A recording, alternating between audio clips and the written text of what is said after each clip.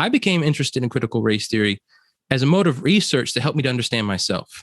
But one key person that I haven't talked enough about yet is my mama.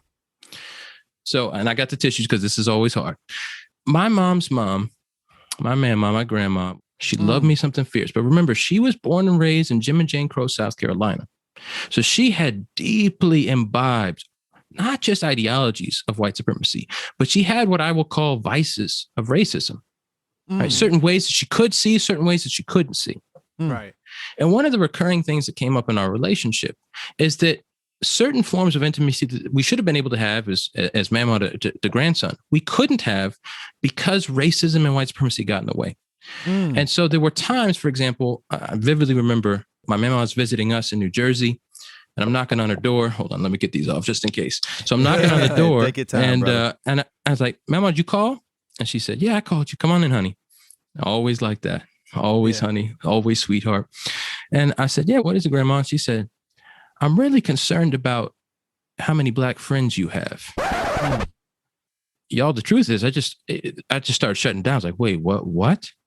What kind of conversation we having?" And she starts trying to explain to me, well, it seems the scriptures are saying that different sorts of people need to be segregated. And it's just going on. And she's trying to unpack things from the Mosaic covenant. And I'm just sitting there going, what?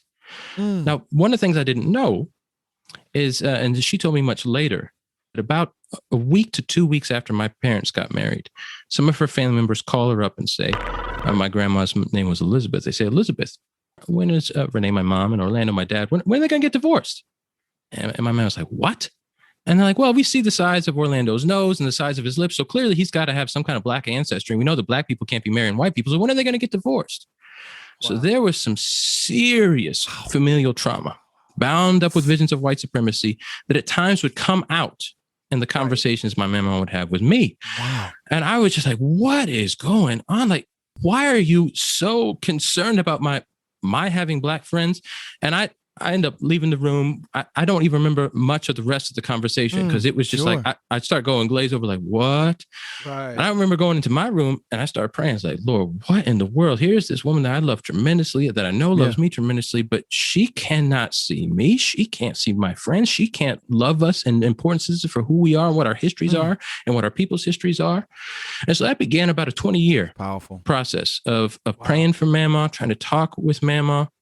And y'all, the truth is that many times it was brutal. Yeah, right, so I started asking deeper questions like, wait a second, like, yes, this is painful, but how in the world did we get to this point?